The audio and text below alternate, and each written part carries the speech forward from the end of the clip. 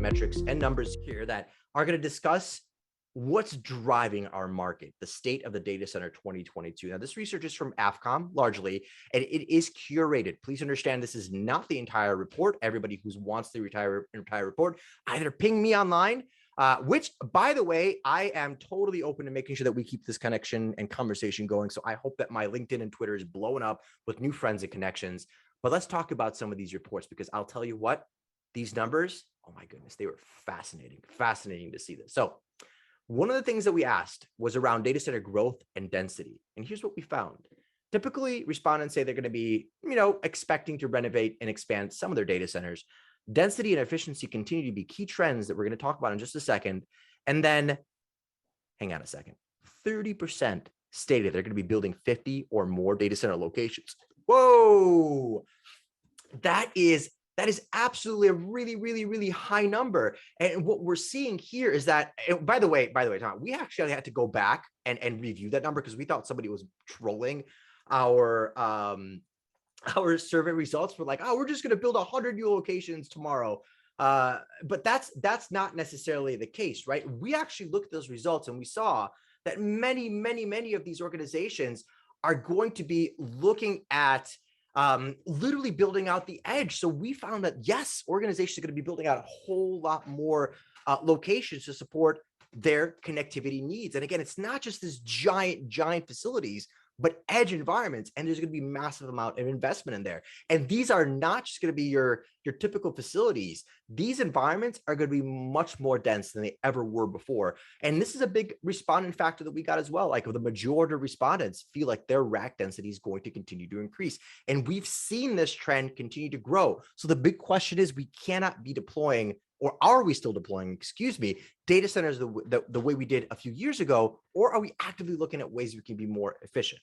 Now, if we pop the hood a little bit here, we're going to take a look at something interesting: data, power, and what's happening under the data center hood. Well, obviously, we are seeing that many more are actively using green energy, renewable energy as a powerful source. And I'm actually going to take a look at some of my notes here while we're doing this live, so I can give you a couple more data feed points.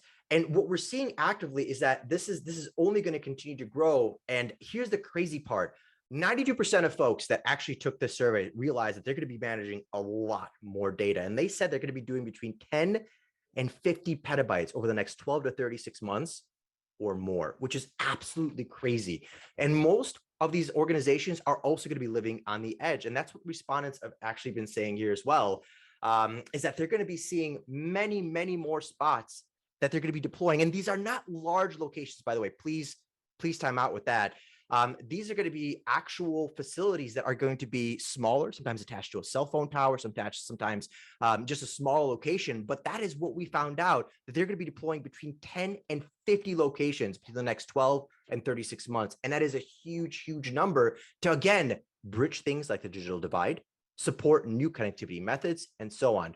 And a big part of this as well, in working with things like renewable energy, timeout, was ESG. The vast majority of respondents to this AFCOM report stated that ESG, more than 80%, was a critical part of their planning process and what they're doing with their organizations. Now, hang on a second. I know I can't see you nodding or anything, but if ESG is a new term for you, please know that it absolutely does matter. And this is a big focus on renewable energy, social, and governance, and the implications of this in a digital economy. So let me give you an example, right? So corporate executives are increasingly motivated to improve their ESG ratings and thereby drive increased investment in their stock by institutional investors.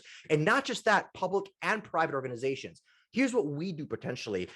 We have meaningful impact on our customers with ESG because we supply 100% renewable power for their IT deployments. But that means also, timeout, they're capable of taking that and retiring it against their own ESG metrics and requirements. So they actually get a certificate in saying, hey, investors, public market, we are an active company that is looking at ways we can improve environmental aspects, social, and governance. Now, when we speak with different organizations, I'm actually going to share this with you.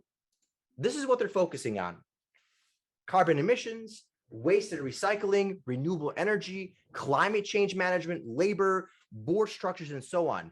Here's another big one, water. I haven't mentioned this one yet, but in our reports, we consistently see that water conservation and conservation efforts are absolutely huge initiatives for a lot of different kinds of organizations, especially those in the Southwest. For example, I'm just going to give you one.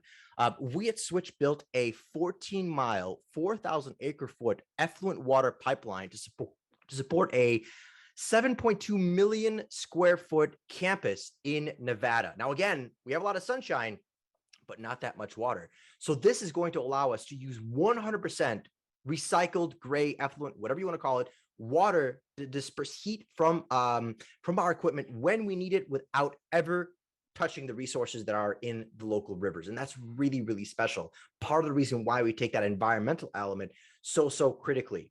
Okay. Excuse me. For everybody else listening here, if this is new for you, please understand that ESG is really, really important.